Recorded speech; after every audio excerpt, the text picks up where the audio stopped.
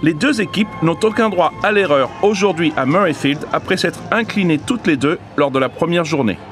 Gregor Townsend a décidé 6 changements, avec notamment le retour de Greg Laidlaw en numéro 9. La France, qui reste sur 7 matchs sans victoire, voit le retour après 6 ans d'absence de Lionel Boxis, à 32 ans, à l'ouverture. Contre Galles, la semaine dernière, l'Écosse avait encaissé un essai en tout début de partie. Et l'histoire allait aujourd'hui se répéter à la 3e minute avec un superbe essai, encore en solo, de Teddy Thomas.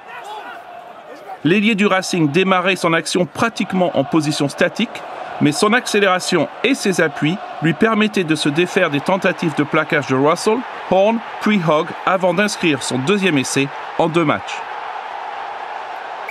Encore un exploit de Thomas et un essai qui ressemble étrangement à l'essai inscrit la semaine dernière face à l'Irlande, 7-0 avec la transformation de Machenaud.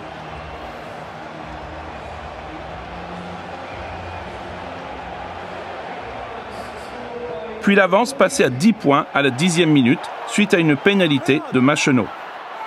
Mais les hommes de Townsend n'allaient pas paniquer et à la 13e minute, ils marquaient l'essai qui les faisait revenir dans le match. Johnny Gray rebondissait sur un défenseur avant que Gilchrist ne passe à Russell qui trouvait sur l'aile Maitland qui allait aplatir en coin. Il s'agit de son 7e essai international à un moment crucial dans la partie pour son équipe. Greg Laidlaw passait superbement la transformation et le score était de 10-7 pour la France au premier quart d'heure.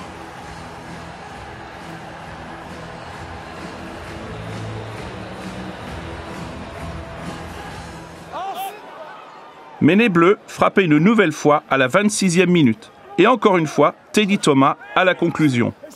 Il était démarqué sur son aile par une passe de Geoffrey Pallis, puis il tapait à suivre pour lui-même en bout de course.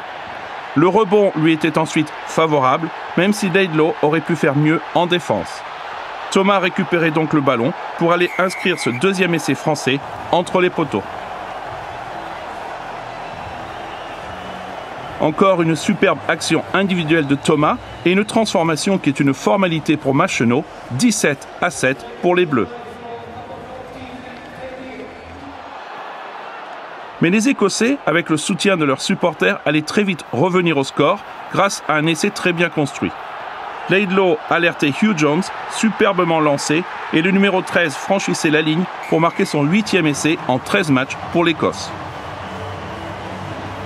Essai donc très bien construit par les locaux et très bon angle de course de Jones.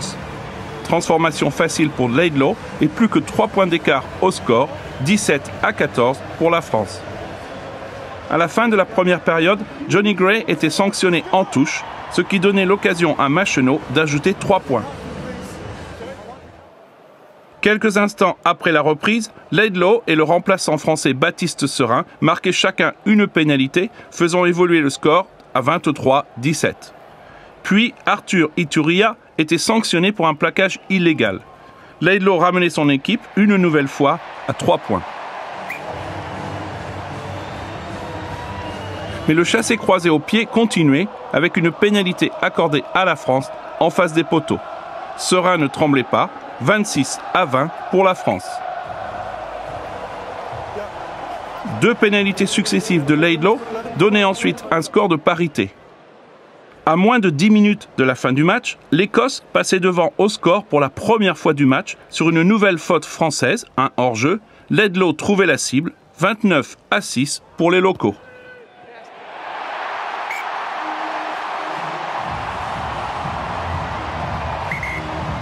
Et à 4 minutes du coup de sifflet final, l'Écosse augmentait son avance, 32-26, avec une nouvelle pénalité de Laidlaw, toujours aussi fiable au pied, et nommé homme du match Nat West. Après 4 essais en première période, la deuxième période était une affaire de discipline, ou plutôt d'indiscipline du côté français, indiscipline punie par la botte de Laidlaw.